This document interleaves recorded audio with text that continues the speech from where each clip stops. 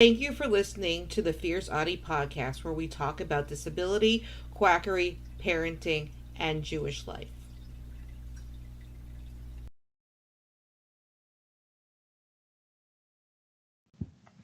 Hello, everybody. I am back. This is because I was reached out to last week by a child of a quack that I have spoken about quite a bit. The quack's name is Gail DeLong. Her daughter, her autistic daughter, who is now an adult, reached out to me. Her name is Jennifer, and asked me to tell her story.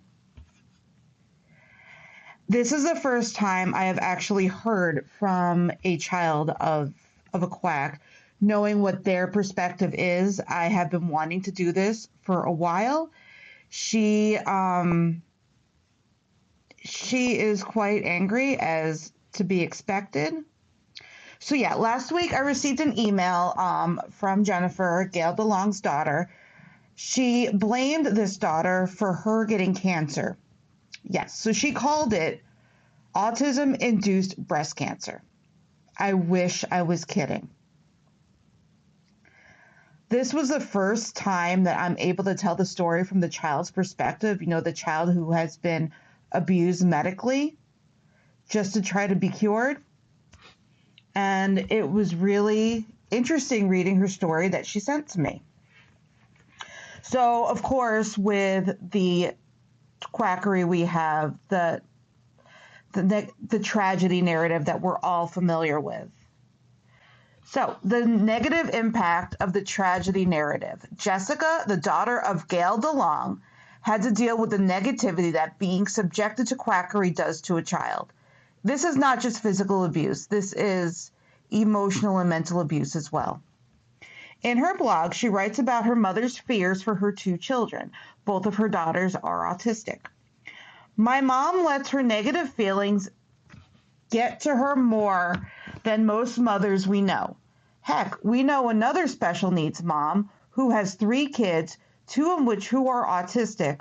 One so much she was kicked out of school for acting up, and she's less negative than mom. Go figure. Isn't that sad? Couldn't accept the child for who she was, and is talking badly about her child to other parents. She had to grow up around around the narrative that her disability was ruining everyone's lives.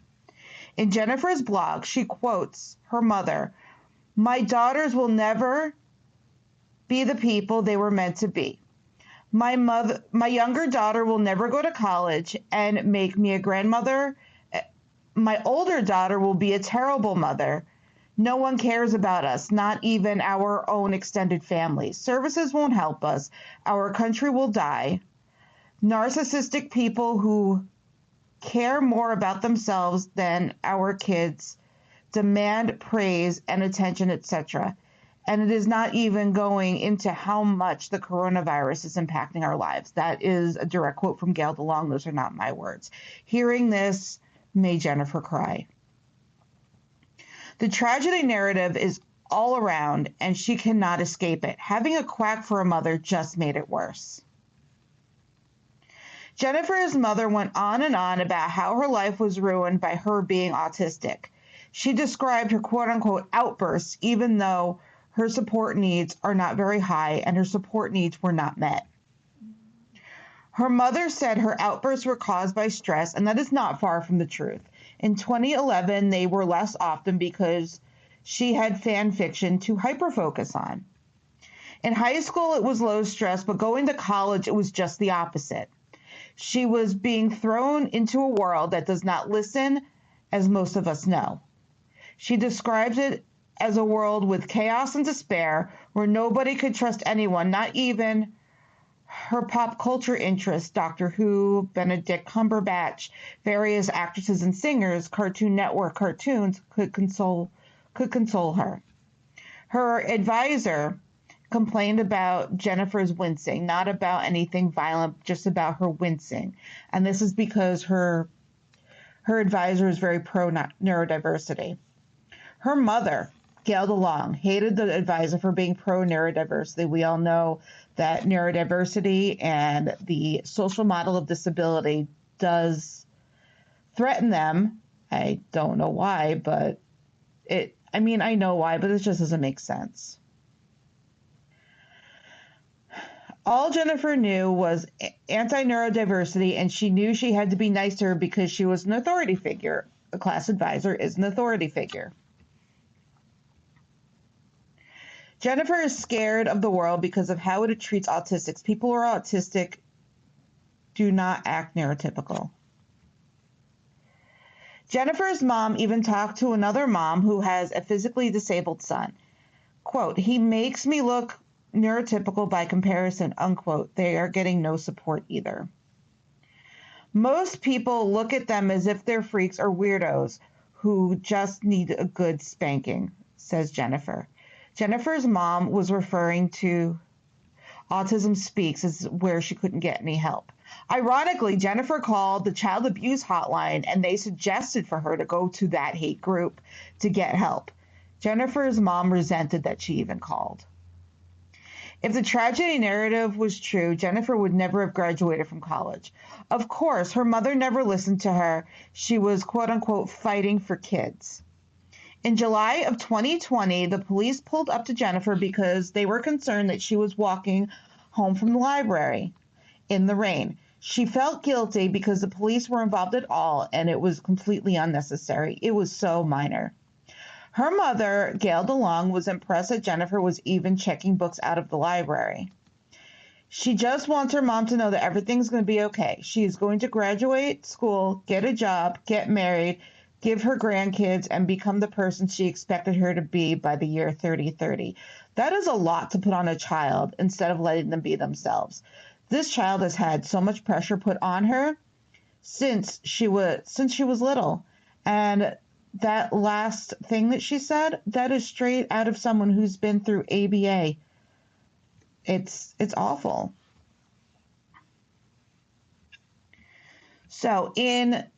So we're going to go into her quackery. A victim of quackery speaks out.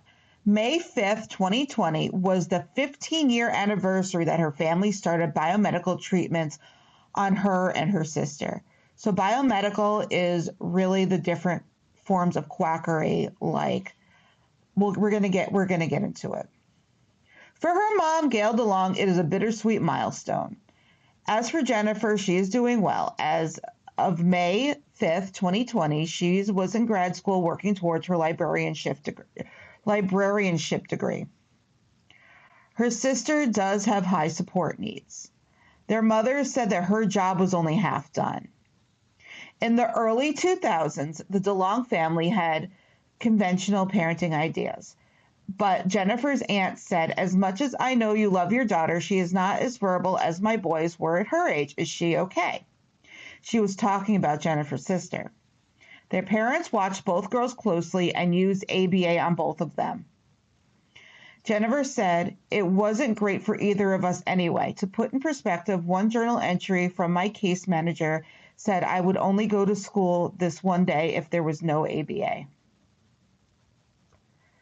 So they were subjected to ABA almost 24/7. Eventually, their grandfather called to help their parents understand what was going on. He was in his mid-80s and not built like a young person anymore. This made the girls' parents think that this was health-related. This is when the biomedical treatment started. On May 5th, 2005, they filled out the paperwork for the first biomed appointment. Jennifer says, I still remember my first doctor's appointment. My parents could only take me on the last day of school, which deeply upset me because the kids at the after-school club were going to see Madagascar and I was missing out. And I kept thinking to myself, if I were Timmy Turner, I could make the principal postpone that day. Now, biomedical itself is an interesting concept, she says. It ties into diet, no gluten, casein, or milk. Eventually, Mom put me on an even more restrictive diet. Hyperbaric oxygen chamber, you might be familiar with it through Michael Jackson, who used it to recover from surgeries, and chelation therapy and supplements. She did have mixed feelings about these treatments, the diet that she hated with every fiber of her being. She did not mind the hyperbaric oxygen chamber. It's really because she got to watch DVDs while she was in there. And when she needed to leave early to use the bathroom, her mother would get really annoyed. As for chelation, the office was an hour's drive both ways, and they told her that the needle was to, quote, drain out toxins, unquote. Her first thought was, what if weird stuff they put in me makes me into some weird superhero like the Tick? I'd freak out. Now, after this, she is doing all right considering she had to deal with all this quackery. She is dealing with the stress she felt of being trapped at home. Being blamed for her mother's cancer. That's right. Gail DeLong said she had autism-induced breast cancer. She posted on the Quack blog, Age of Autism, an article called The Lesser of Two Evils, Breast Cancer and Autism. The lesser of two evils was not autism. This is a quote from the article. I have autism-induced breast cancer, AIBC, which I am not absolutely certain that the 1.9 centimeter lump that grew in my left breast is the result of stress of raising two autistic children. All indications point in that direction. There is virtually no cancer in my family. I eat organically. I exercise. I'm a good weight. Okay, so I live in a toxic dump known as New Jersey, but that is the only other major risk factor. No, the drop in cortisol levels, which one kid's school calls, or the other kid has a public flare up, is enough for the cancer to take root.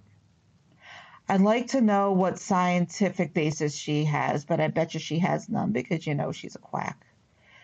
So I speak from experience when I say stage 1 breast cancer has nothing on autism. The differences are vast and significant. Unlike autism, no one is telling me to celebrate my cancer. No one is telling me that cancer is just a different ways for cells to grow. People have told me that we've always had cancer, but no one is using that as an excuse for no one doing anything about it. No one is blaming me or my mother for my cancer. Unlike a person with autism, society does not say my cancer is my fault. Another difference in that 3 years I'll be either dead or cured. Autism is not tangible, so it neither exists concretely or definitely leaves the body. Although cancer could do to me what autism did to Avante Oquendo, he's a child that eloped and then got killed in New York. It was just it was tragic. The chances of dying from a tumor,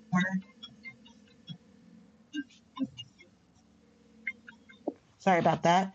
The chances of dying from a tumor that I treat properly are small and growing smaller.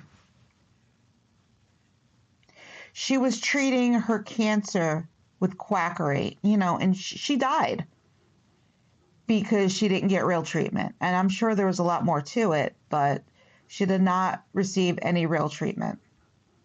So, Jennifer's reaction to growing up like this. I know earlier it didn't seem like she had much of a reaction, but she really does.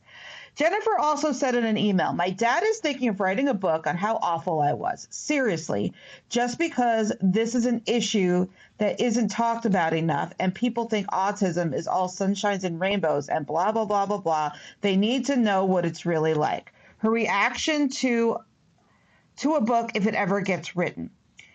But infantilizing your daughter and chastising her to the point where she feels absolutely worthless, like so many others, is not the way to go about doing it. In fact, a lot of my problems could have been easily solved through mental health counseling, but my parents couldn't help themselves but to see themselves as the victim. Right now, it's too late to talk him down because he promised mom on her deathbed that he would do this. Not that it would do much good anyway. In fact, if I tried to argue with him about it, it would just get worse. If you want to follow Jennifer on social media, she is on Twitter. Rosebud 2010, sorry, no, it's Rose 2010 Bud. And you can go to her blog to autism normal is just a setting on the dryer.wordpress.com. Jennifer, thank you for reaching out. We all appreciate you speaking your truth. And yes, I do think you should be writing your own book about your experiences being raised by parents like this. I mean, I know you love them. I have toxic parents as well, but nothing compares to this. I do think your story does need to be heard because we never hear about the impacts on the people that this happens to. I mean, I see what bleaching does to kids, but not through their eyes, through medical eyes. We need to see more people reach out and tell us what it was like to be subjected to so many quack treatments. Stay loud and proud, however that looks to you. Don't forget to subscribe or follow on Spotify, Apple Podcasts, Facebook, Twitter, YouTube, and Instagram. Keep on speaking your truth and never let your flame burn out. Thank you for listening.